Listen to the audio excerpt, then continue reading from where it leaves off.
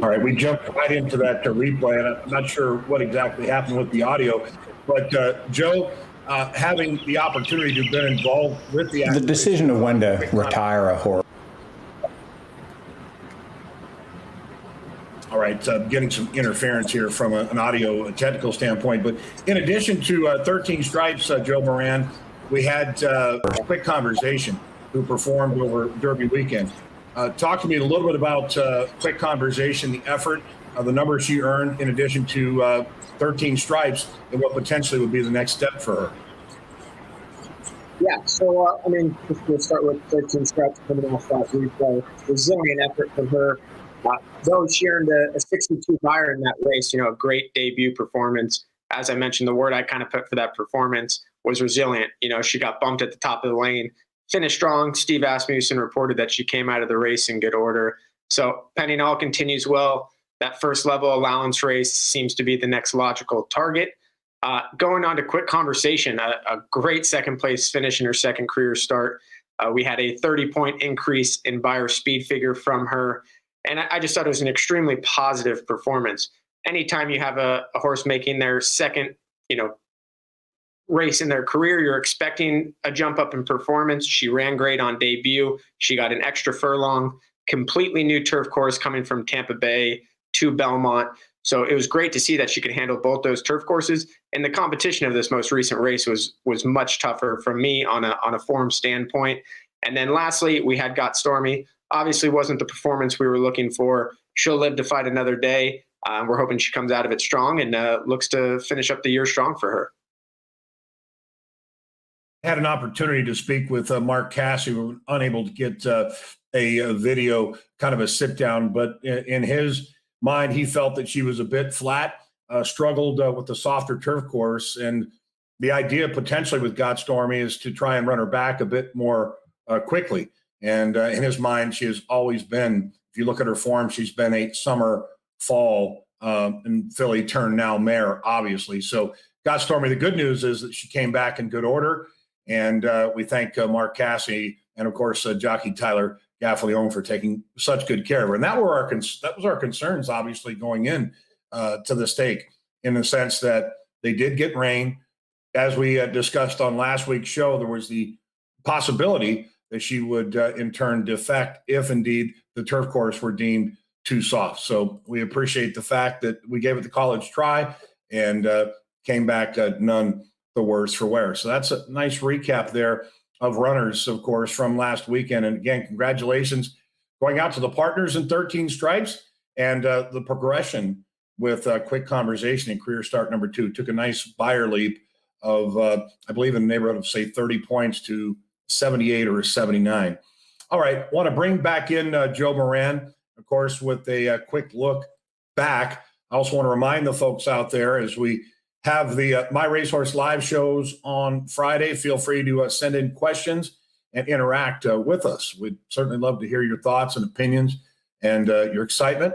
And, how was your Derby weekend? What was the most integral part? Was it cashing a ticket, or was it on the tail end of it being involved in a winner like 13 Stripes? And again, congratulations going out to Steve Asmussen with a nice training job, and to Sean Parker, who rode 13 Stripes to victory. All right, Joe, as we turn the page, essentially we're now a look ahead. And one in particular entered to run stakes tomorrow in the Grade 3 Santa Barbara, Carpe Venum, race number 7, I believe, on the card at Santa Anita. What does she look like? The morning line has been dispatched her at 5-1. I think the race sets up nicely for her. Yeah, absolutely. And I want to say we were almost spot on our Wednesday work show. We predicted 6-1, but we'll take that 5-1 morning line on her. I think the biggest element of this race is going to be a pace dynamic. I think we're going to see Carpe Venum be able to be tactically placed early on. And hopefully that's going to be the biggest change to allowing her to take that next step up. Obviously it's a competitive race. I don't think there's any standout in there. We do need to improve, as we've kind of mentioned over the last few weeks and talking to trainer Phil D'Amato. The filly couldn't be doing any better. She's coming into this race, I would say, training better than she ever has. So, fingers crossed she gets a clean trip, clean break, and everything goes our way. Off tomorrow as the 7th race at Santa Anita. Grade 3, she did get battle tested in Graded Stakes Company 2 races back in the Astra Altea. The other of MyRacehorse, of course, went on 2 race removed to win Stakes Company in Northern California. The side note for this particular race is that being a graded stakes in California, horses are off Lasix. So what's interesting is she had the opportunity to race off Lasix 2 starts ago in the Astra and was reported to have scoped clean. Phil feels very confident in Carpe Venum. And as we discussed on the work show Wednesday, you can see that she's certainly hitting her best stride. And we very much look forward to Carpe Venum taking her game and stepping it up to try and win this grade 3 Santa Barbara. Approximate post time 4:19 Pacific, so 7:19 for those out there in the East. I want to bring Hannah Bloom back on board. And just a reminder that, we do have watch party information and also some on-track activity. Hannah? Yes, I will be on site tomorrow at Santa Anita for Carpe Venum's race. So we will have a watch party, and I posted on the app that we will start the stream most likely about 15 minutes before post time, which, as Nick said, is 4:19 p.m. Pacific. And I will also be going live in the paddock that we will then stream into the watch party. So make sure you tune in. Everything's on the app and on our social channels. I am hoping to be out here at the Santa Anita tomorrow, so very much look forward to that. Hannah, without further ado, this is an incredible moment and a premiere of, as we announced at the beginning of the show, with our authentic piece. Tell us about it. We're really excited about this exclusive premiere of Breeding Shed, which you're going to see just here shortly, all about authentic and the breeding process. So we might even hear from some people from Spendthrift. So tune into that right now.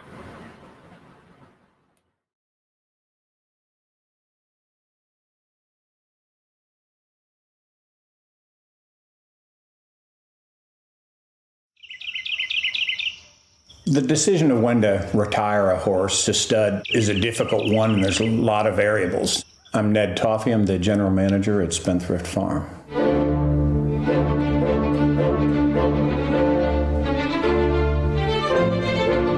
The stud farms put up a lot of money to acquire the breeding rights to these stallions, and they've got to protect their investment. So very often at the end of the 3-year-old year, a horse is very likely to be at his peak value. The public would love to see these horses remain in training. We're fans too. We'd love to see them remain in training. Breeders sometimes have short memories, and that value can plummet very quickly if a horse goes off form too long before going to stud. Breeding season starts in America in mid-February. We open our shed February 10th. It usually goes through the end of June, and we'll oftentimes breed into July. Fortunately, stallions, the new career that they enter here at stud comes fairly natural to them. The stallion's going to be turned outside. He's going to be able to run around in a paddock, which is something he hasn't done for a long time. They lose some of their fitness. They go through a pretty dramatic physical transformation. But once we get closer to breeding season, there's a whole series of vaccinations, herd health types of things that we go through. And the most important thing is to test breed. We actually bring in a mare that's in heat that we know will be very receptive to what may be sort of a clumsy stallion making his first efforts at breeding. Into Mischief is probably the best breeding horse I've ever seen. The first time we put a test mare in front of him, he paused behind her momentarily, mounted her and bred her, and never looked back. Most stallions aren't that easy. They may mount the mare from the side. They may take several mounts before they figure out exactly what they're doing. Every stallion's an individual, and it's a process with each one. We obviously want to try to get the best book of mares that we can. It's also important to get the stallion a good full book. We start out thinking about 185 mares on a first-year stallion. Most stallions, if they breed well, are able to handle a book like that. In the case of a horse like Authentic, it's a fairly easy job because he's a very popular horse, and we had an overwhelming number of mares that were submitted to him for breeding. Rather than us trying to be too specific in terms of our criteria that we're going to accept for a given stallion, we like to use the expertise of all the different breeders out there. How does the mare complement the stallion? Some people may want to try to put a little more speed into a horse that's already got a lot of speed, but he's also a classic type of horse. Other people like to take a like-to-like approach. The idea that what worked for Authentic should work again if you try to replicate that. So there's a lot of different approaches out there, a lot of different ways to go about that. And we really like to utilize the expertise because there's so many good breeders here in Lexington and really around the country.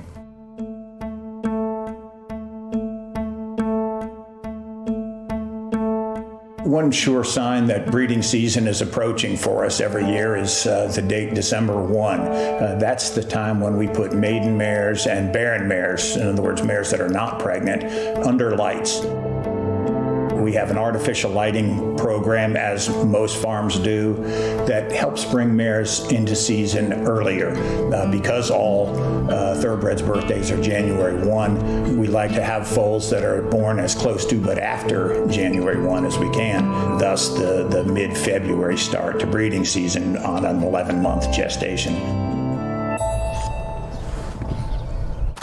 Typically, it takes about 60 days of artificial lighting for mares to come into heat.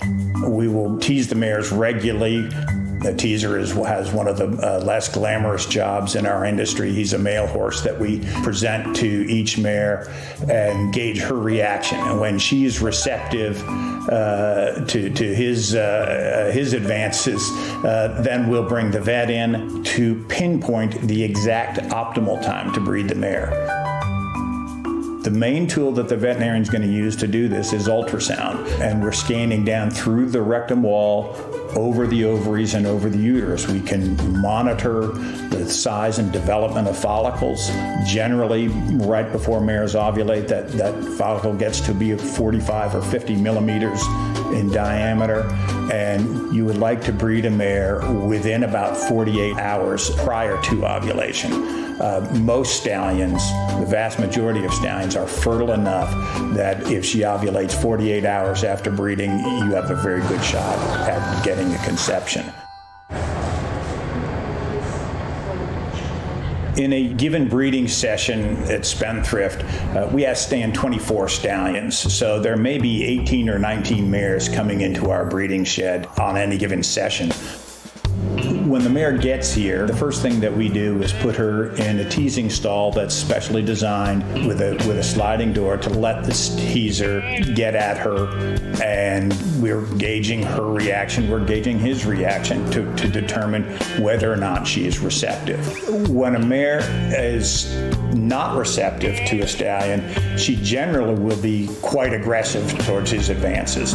What we're looking for when we're teasing is oftentimes very, very subtle changes in her behavior. Playing of her ears, just subtle things in her posture that are enough to tell you that, yes, this mare is coming into heat.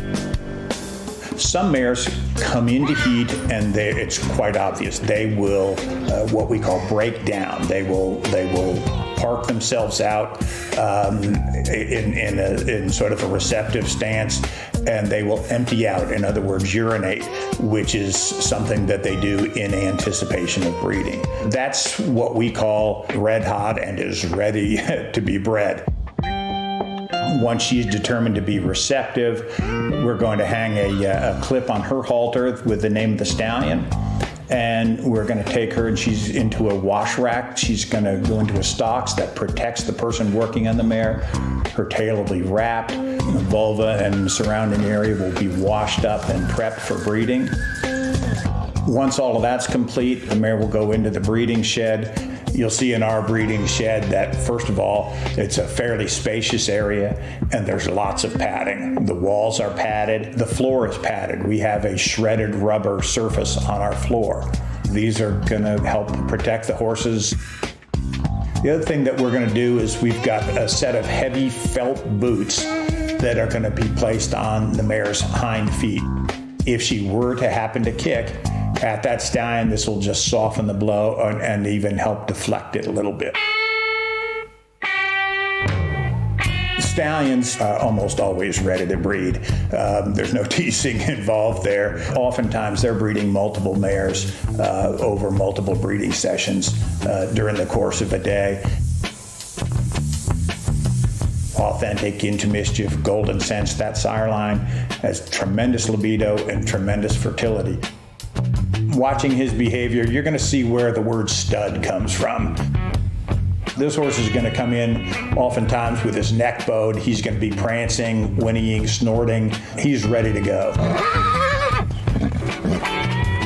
We usually have 4 to 5 people in the shed with the horses to try to make sure that everything goes safely. He's a very good breeder. This is a horse who's so light on his feet and so athletic. It's not surprising that he was a wonderful racehorse when you watch him move around in the breeding shed.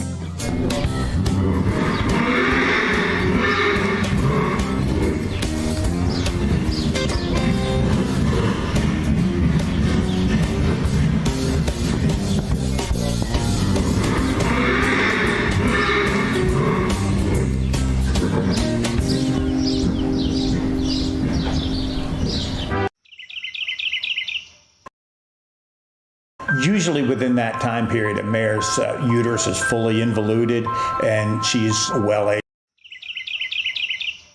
The nurse season. We sometimes do seasons on what we call a pay out of proceeds basis. When the breeder breeds their mare, their intention is to take that offspring to auction. And so we may allow that breeder to pay from the proceeds of the sale of that horse, which may take place as a weanling, even take place in utero, may take place when the foal is a yearling. The breeding. We will collect a little bit of the remaining ejaculate as the stallion backs off the mare. We will then look at that under a microscope in a lab here in the shed, determine that he did actually physically breed the mare. Do we see the presence of live sperm under the microscope? We will take the rest of that dismount sample, we'll strain it, we'll combine it with a semen extender, go in vaginally through the cervix, and put the rest of that dismount sample into the mare's uterus. Typically, we'll probably do about 75% of the mares. We will reinforce the breeding. And this is just a little bit of added insurance that we got the semen exactly where it needs to go.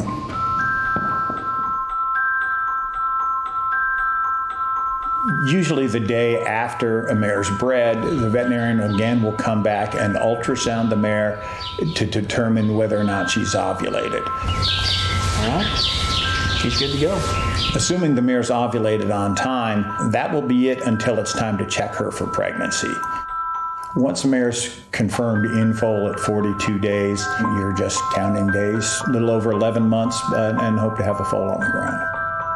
We're looking to breed these mares back within about a month post-foaling. Usually within that time period, a mare's uterus is fully involuted and she's well able to be bred and maintain a pregnancy again at that point. When somebody buys a breeding for their mare to a stallion, we refer to that as a season. And essentially what that means is you're buying the right to breed your mare to that stallion during that breeding season. So you've got all breeding season to get your mare pregnant. If she's not pregnant on the first try or two, you can come back again and again right on through the end of the breeding season. Once that mare is in foal and she's produced a live foal, that's the point at which the stud fee most commonly becomes due. It's what we call a stanza nurse season. We sometimes do seasons on what we call a payout of proceeds basis. When the breeder breeds their mare, their intention is to take that offspring to auction. And so we may allow that breeder to pay from the proceeds of the sale of that horse, which may take place as a weanling, even take place in utero, may take place when the foal is a yearling, and we'll get our income based on the sale of the horse. The first year stud fee is really based on what that horse has done, what his pedigree is, and what he looks like. The physical is a big influencer in terms of whether somebody wants to spend that money for a stud fee or not. Raising or lowering the stud fee on a given stallion from year to year, it's really very similar to watching the stock market. You're looking for performance. If a stallion starts to produce runners, that's really the most significant factor, is if they get runners. If their offspring look right, the decision his pedigree is and what he looks like. The physical is a big influencer in terms of whether somebody wants to spend that money for a stud fee or not. Raising or lowering the stud fee on a given stallion from year to year, it's really very similar to watching the stock market. You're looking for performance. If a stallion starts to produce runners, that's really the most significant factor, is if they get runners. If their offspring look right, if people really start talking about those foals, you may not be able to raise the stud fee, but you're going to get more people breeding to that stallion. Raising his stud fee, you're going to need to see performance on the track. He's going to have to get first winners, and then second stakes winners, and hopefully graded stakes winners. When a stud farm approaches somebody who is racing a desirable stallion prospect, you're going to be asked to make an offer. And the way these offers are most commonly structured is that there is a base price that you're willing to pay if that stallion were to retire from racing right now.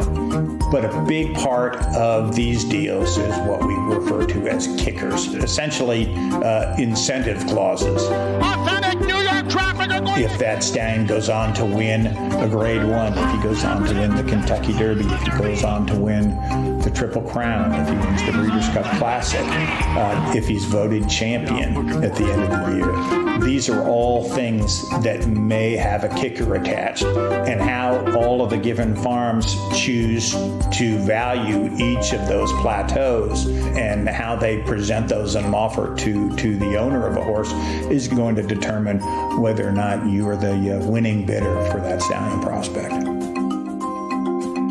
The thinking is that the farm is going to be able to charge more for the stud fee depending on that horse's accomplishments. So the base price protects you if the horse doesn't go on and achieve it the way that you hope. The kickers are a way of compensating the owner of the horse if the horse does achieve that. And again, that's going to reflect in his stud fee when he goes to stud.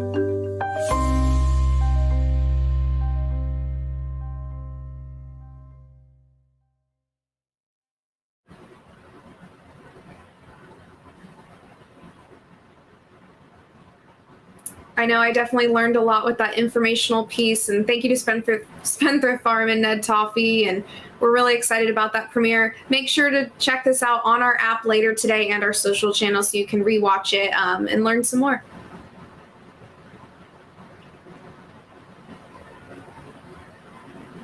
I believe we're going to take some time to answer some fan questions as well. I believe we're going to bring back in the rest of the team as well.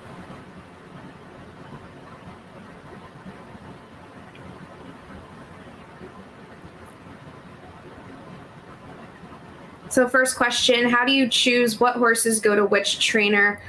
I believe we have Joe Mishak back in the studio, and it's this is a perfect question for him to answer.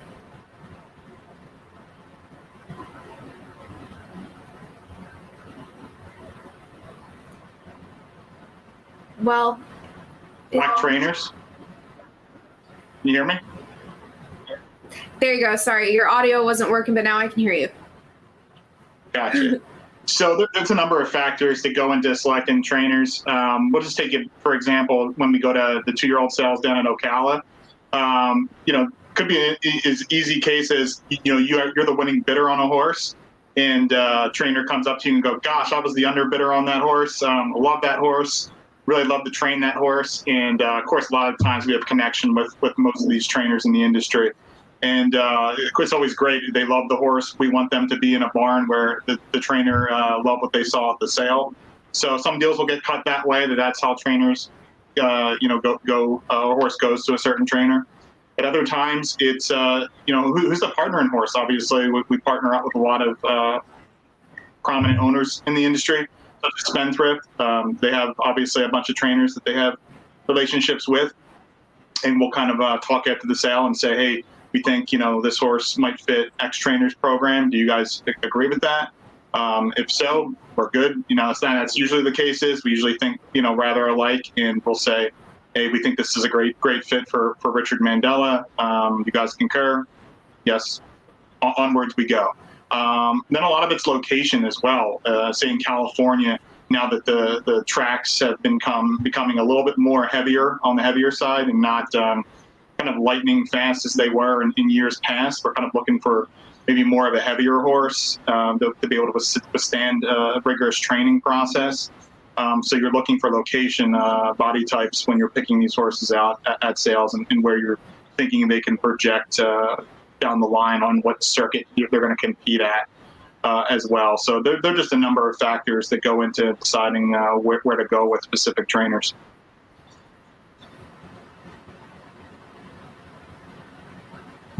I also want to mention that we would love for you to send in your questions via video. So send an email to hannah@myracehorse.com and you'll be able to video yourself asking a question, and it can be answered live here on our bi-monthly shows.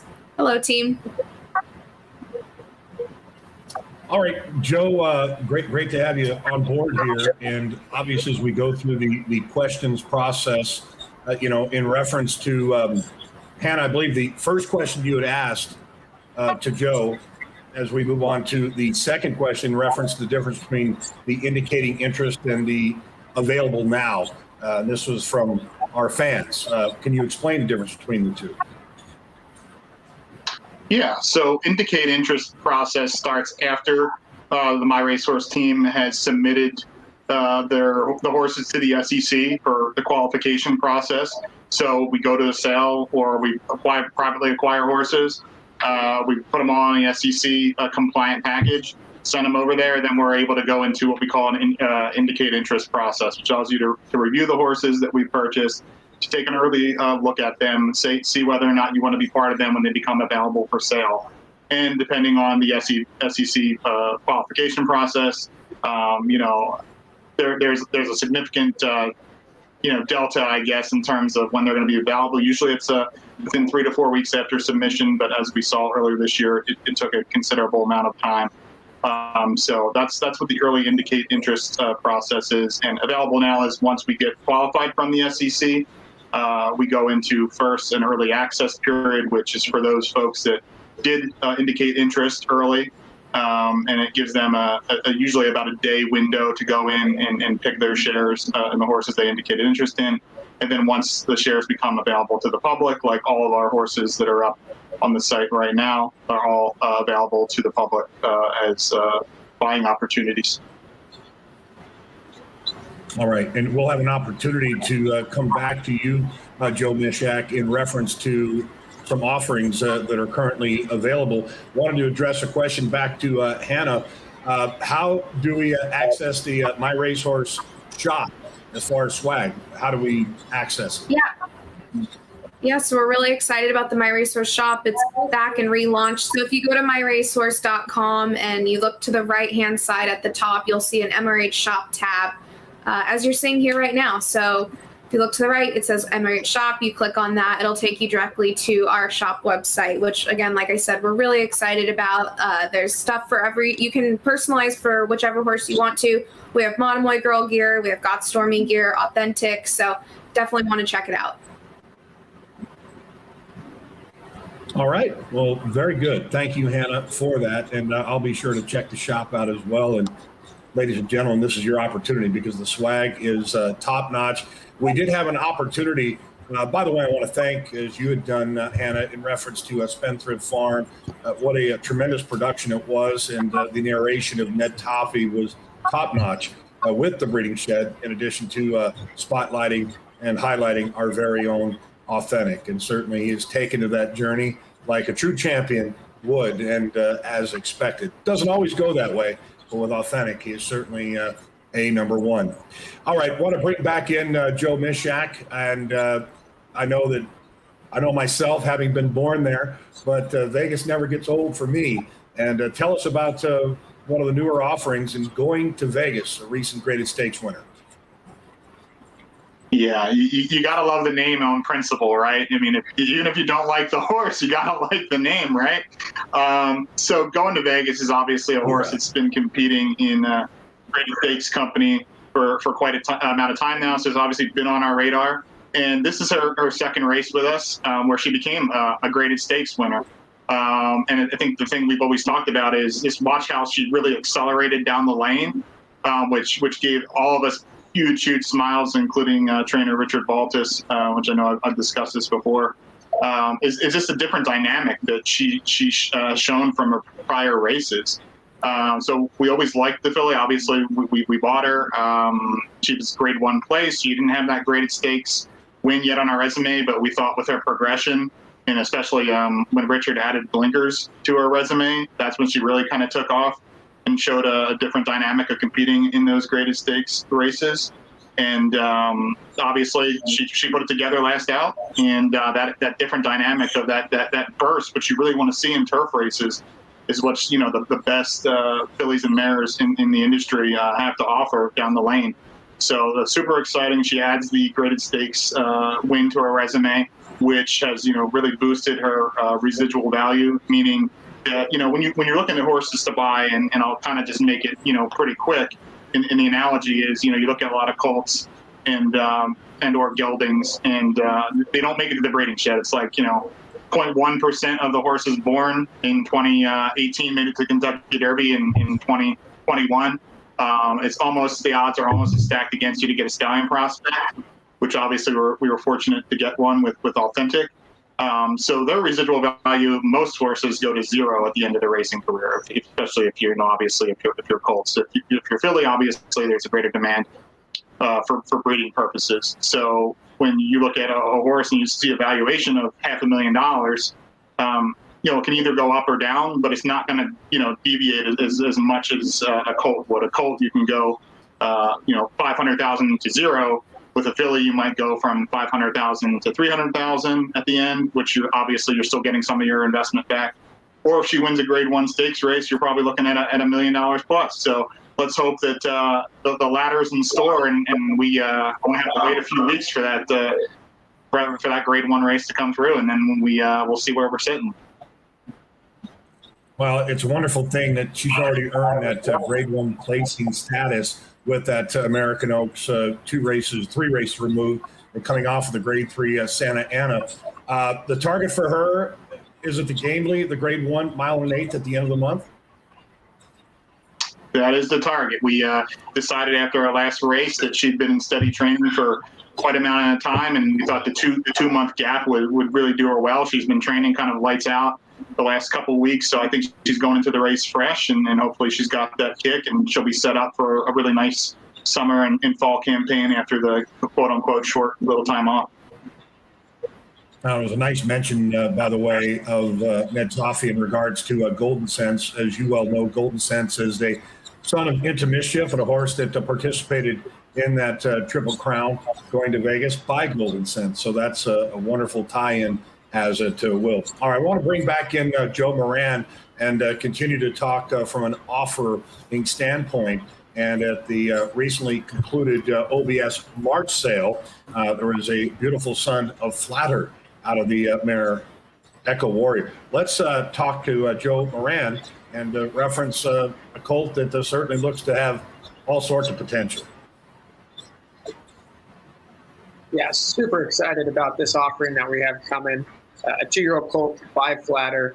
He's a late May foal. He was born May 25th, so late in the season he was bred or foaled, and we thought there was a lot of room for potential.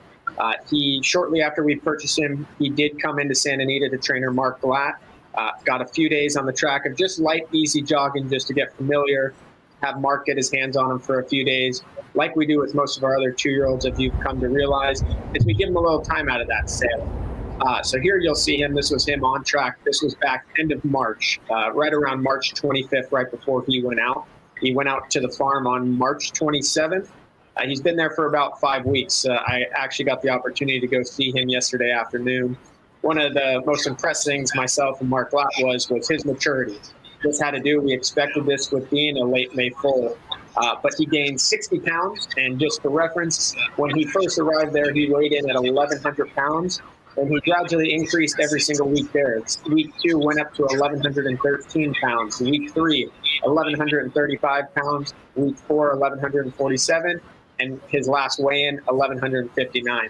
So pretty cool to see him start filling into that body. When you see horses come out of that 2-year-old sale, you can see he's very athletic in this photo. But they go through a lot of training into that sale. So to see them decompress, fill into that body, very excited to see what the future comes with him. And he'll be returning to the Glatt Barn here coming next week.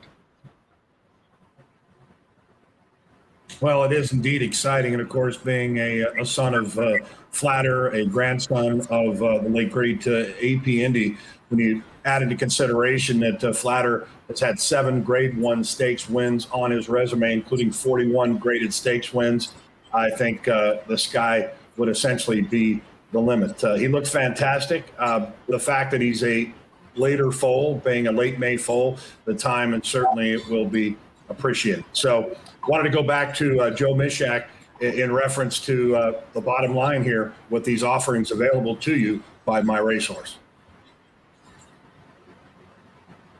Yeah, they're obviously all available right now. Going to Vegas, Crothers, Echo Warrior 19, Wonder Upon Star 19, and Are the Adventurer 19. The latter being with Todd Fletcher, and all available for purchase. And if you have any questions about any of the offerings, just feel free to reach out to our support team. Give us a call. We'll be happy to jump on and discuss them with you.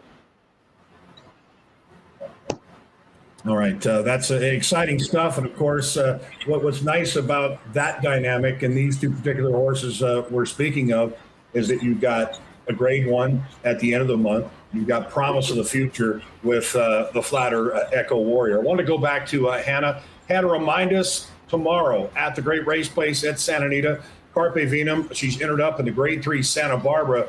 On track, also for those that cannot attend, will we have a watch party available? We will have a watch party tomorrow. Like I said, I'll be there live at Santa Anita. So we will be live streaming both the actual race feed and then also the feed I'm able to get at the track. So tune in around 4:19 Pacific is the post time, but we will go live about 15 minutes prior. So just make sure to keep checking your app and all of our social channels. All right, last but not least, I wanted to come back to Joe Moran. I know that you're going to take your show on the road.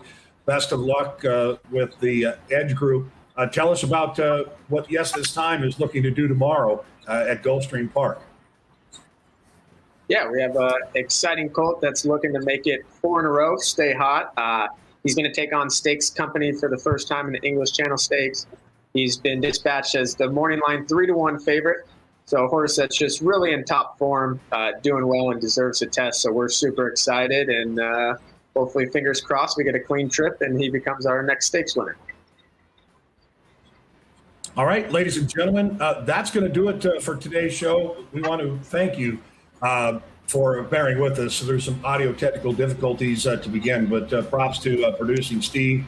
Excellent work behind the scenes. And of course, to each and every one of you who tuned in. But first and foremost, Spendthrift Farm for allowing us to kind of get in behind the scenes with the breeding shed.